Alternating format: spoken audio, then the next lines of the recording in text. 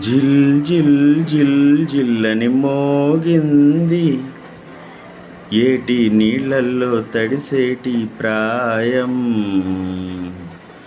జుమ్ జుమ్ జుమ్ జుమ్మని మోగింది కన్నే గుండెల్లో కాంబోజీ రాగం.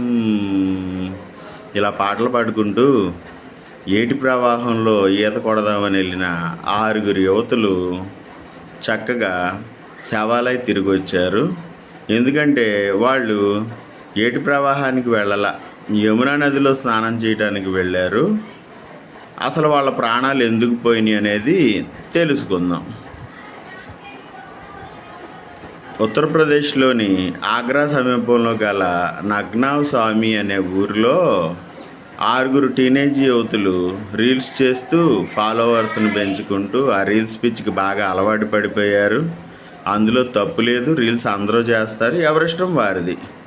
కాకపోతే అది చేసేటప్పుడు ఎక్కడ చేస్తున్నాం అనేది కూడా ఇంపార్టెంట్. అది ఇంట్లో చేసుకోవచ్చుగా, లేదంటే నీ ఇంటి పక్కన ఖాళీ స్థలంలో చేసుకోవచ్చుగా, అయిపోద్ది కదా. కొంతమంది ఏమో రైల్వే స్టేషన్లోకి వెళ్ళి రైలు వస్తుండగానే కింద పడుకుని మేము బతికున్నామని చూపించే వీడియో ఒకటి. ఒక అమ్మాయి ఏమో పిల్లల కాళ్ళ ముందే వెళ్ళి రీల్స్ తీసుకుంటా ప్రవాహంలో కొట్టుకుపోయి చనిపోయిన ఉదంతం ఇంకొకటి. కొన్నేమో మేమున్నాంగా అని చెప్పి ట్రైన్ వంతెన మీద పోతుంటే ఆ వంతెన మీద చూసుకోకుండా రైలు